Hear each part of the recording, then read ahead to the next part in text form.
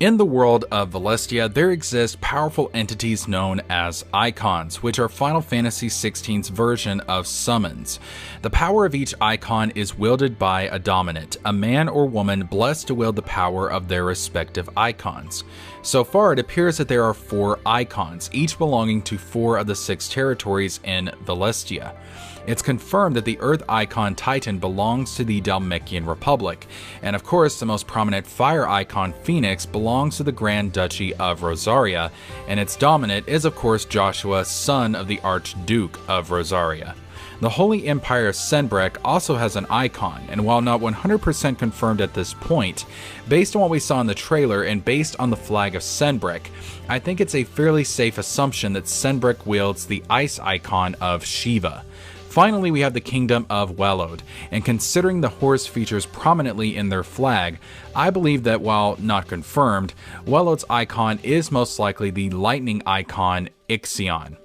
The other 2 territories do not possess icons of their own. The Iron Kingdom because they view dominance and I assume their corresponding icons to be abominations, and the Crystalline Dominion because it is considered to be neutral ground for the other political powers in Valistia. However, while these 4 icons, Phoenix, Titan, Shiva, and Ixion appear to be the norm, there does exist a 5th and abnormal icon, a 2nd icon of fire, a dark icon of fire. That of course being Ifrit. Based on the trailer, it appears that there shouldn't be 2 icons of the same element, so Ifrit's existence should be an impossibility, yet Ifrit exists in this world regardless. Now, because Dark Eikons appear to be an exception to the rule, there is no guarantee that there will even be any dark counterparts to the other 3 icons. So ultimately, this theory may not even go anywhere once we find out more information about the game and the world of Valistia. But that's boring. I want to have fun with this theory regardless, so we are going to be discussing some possibilities for potential candidates that could be Dark Eikon counterparts to Titan, Shiva, and Ixion. So let's begin with Titan. Now of course, Titan is an earth-based summon, you know, rocks, dirt, etc. And I admit in finding summons throughout Final Fantasy's history that could correspond to the earth element, and also could be seen as a dark version of Titan, it was somewhat difficult, but I think I found a rather obscure summon that might work as a dark icon of earth, and that is the summon of Golem. Now, Golem was a summon in both Final Fantasy V and Final Fantasy VI, and was at times an enemy, but also a summon, and an earth summon. The Golem from Final Fantasy V was basically a giant made of rock, but I want to focus on the Final Fantasy VI version of the creature, which is essentially an iron giant. No, not that iron giant, but this iron giant. It's a summon not comprised of rock, but made of metal. In Final Fantasy XVI, even though Phoenix and Ifrit are both icons of fire, they focus on different aspects of fire. Phoenix represents more of the cleansing and purifying aspects of fire, the rebirth aspect of fire. You know, new life rising from the ashes. Whereas Ifrit represents the destructive nature of fire. So I think if the other 3 icons are going to get dark counterparts, there will be a similar yin and yang type of relationship going on, where both the light and dark icons share an element, but they represent different aspects of that element. So a Titan representing rock and dirt, Golem as his dark counterpart would represent metals, things found under all of the rock and dirt. Perhaps a metal golem would not even be something that is naturally occurring, but perhaps a man-made construct created by one of the territories in Valistia to counter Titan. A mech essentially, some kind of steampunk creation, an artificial icon rather than a naturally occurring icon. So I'm going to go ahead and say that Golem may be the dark icon counterpart to Titan. Next we have the ice icon of Shiva. Now, where does ice originally come from? What classical element does it derive from? Well, of course, that would be the element of water. Ice is water, but in a solid form. Ice is water, but it is unchanging. It isn't flowing. It isn't chaotic like the flow of rivers and oceans normally would be.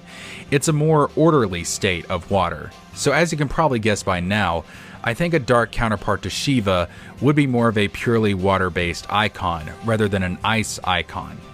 And there are a few possibilities of who this dark icon of water could be, but I think the most obvious choice and the most likely candidate would of course be Leviathan. And I think this makes a lot of sense, especially going with the whole idea of ice being water in a state of order and water in liquid form being the element in a state of chaos. In a lot of ancient mythologies, the element of water is associated with chaos. The world arose out of a sea of chaos. We see that a lot in mythologies. And oftentimes, swimming about in this sea of chaos is some kind of giant serpent, the most well-known of these being from Egyptian mythology, which is the great serpent Apophis, who constantly seeks to disrupt the order of the world and return it to chaos. And what is Leviathan usually depicted as in Final Fantasy? A giant sea serpent. It makes perfect sense. Shiva being an ice icon represents water in a state of order, represents order itself. Leviathan being a purely water icon represents water in a state of chaos, represents chaos itself, and the destructive nature of water in regards to flooding and hurricanes, etc.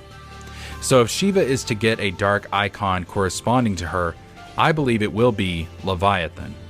So now we move to the last of the three, and that is the lightning icon Ixion. Now, there are a ton of lightning-based summons in the franchise, so trying to narrow this down to just one lightning summon was incredibly difficult. But for me, it came down to two possible candidates, and as much as I want Quetzalcoatl to finally get some more love in the franchise, I think it is much more likely that Ixion's dark counterpart could end up being Ramuh.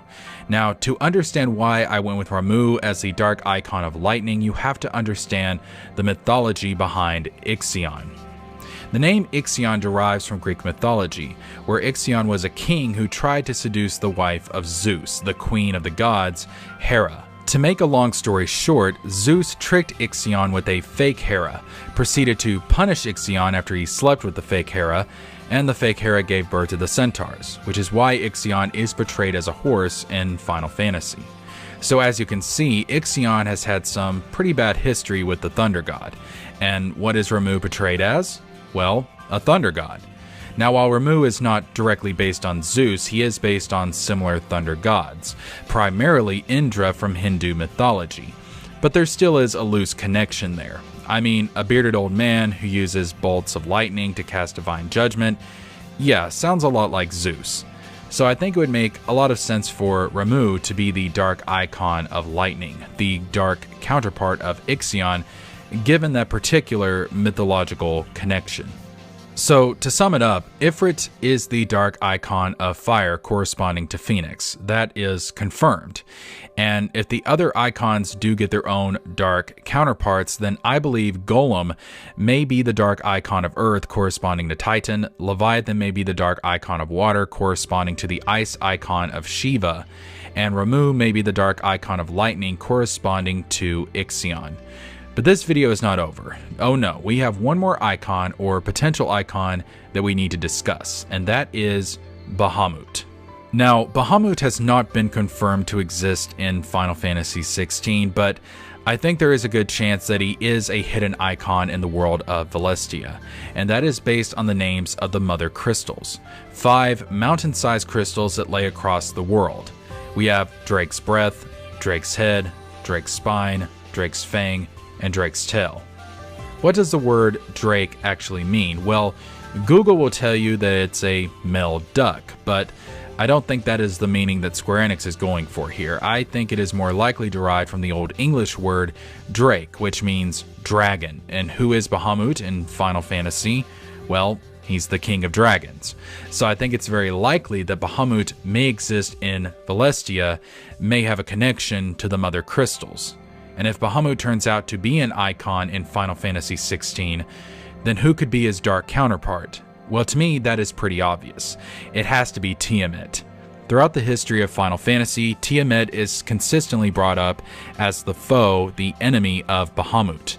In Dungeons & Dragons, which is the source of where the Final Fantasy incarnations of Bahamut and Tiamat are derived from, Bahamut is the king of benevolent, of good dragons, whereas Tiamat is the queen of the evil dragons. So these two are opposing forces, they're enemies. If Bahamut has a corresponding dark icon, why wouldn't it be Tiamat? It makes perfect sense to me.